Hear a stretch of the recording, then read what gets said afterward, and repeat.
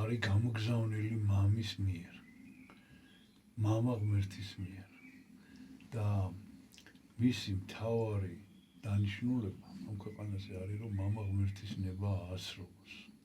მიუხედავად იმისა, რომ ყოვლადწმინდა სამება ერთი არის, ერთიანი და განუყოფელია, მიუხედავად ამისა, მათ შორის, პირებს შორის არსებობს ურთიერთობა, არსებობს წესრიგი, არსებობს ფუნქციონალური გადანაწილება, ვის რა ევალება, აი ამ თვითონ ივალებენ, რა თქმა უნდა, ყოვლადწმინდა სამების წევრები, მამა ღმერთი, ძეღმერთი და სულიწმინდა ღმერთი და აი ძეღმერთი ამბობს, რომ ის მამისთან არის, მამამისთანაა, ისინი ერთნი არიან და ჩვენ მათ შორის.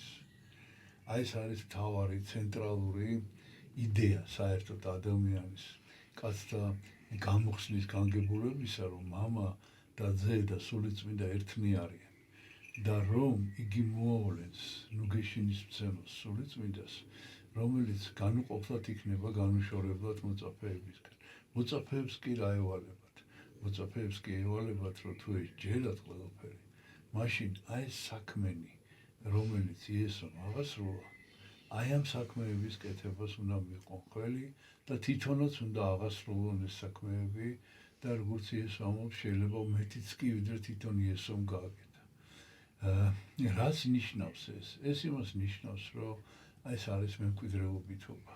მემკვიდრეობითობა, მამა ღმერთის სიტყვა, იესო ქრისტეს საქმე და ჩვენს მიერ აღსრულებული მოქმედება, ეს არის ერთიანი და განუყოფელი.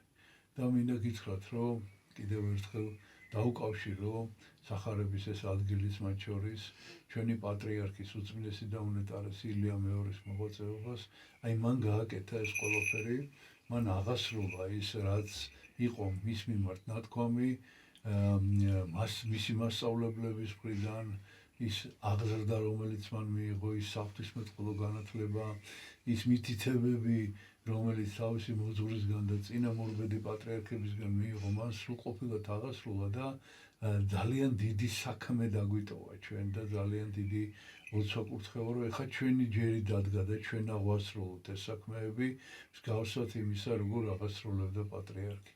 რომ ჩვენ ვიყოთ მასთან ერთნი, ის კი არის მამა ღმერთთან ერთი, იესო ქრისტესთან ერთი და ეს კავშირი, ეს მემკვიდრეობითი კავშირი ადამიანსა და ღმერთს შორის, რომელიც 50 წლის განმავლობაში პატრიარქმა იტვირთა და ატარა აი ამ კავშირის სიმძიმე. აი ჩვენ დღეს გადმოგვილოცა და აი ჩვენ დღეს